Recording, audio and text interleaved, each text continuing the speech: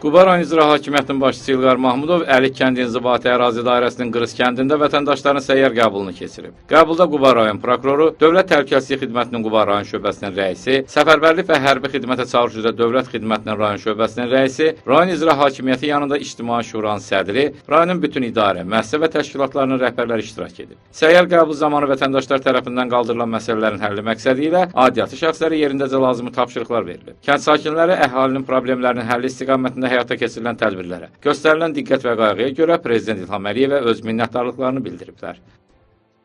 Sizdən xahiş edirik ki, Qırız kəndinə olan Yol Nəqliyyat Nazirinə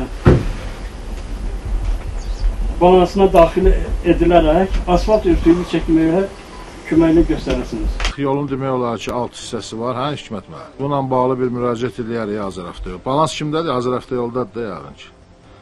Elə bu ayın sonunda məktuba salarıq bu məsələni. Düşmənlə biz məsələni qaldırarıq. Siz sağ olun, əyləşin. Qəbuldan əvvəl rayon İcra Hakimiyyətinin başçısı aidiyyatı şəxslərlə birlikdə Qırız kənd Ümumi Orta Məktəbində yaradılmış Şəhidlər Xatirə Güşəsinin önünə gül dəstələri düzüblər. Sahib Məmmədli Elçin Şuşalı, Qafqaz TV üçün.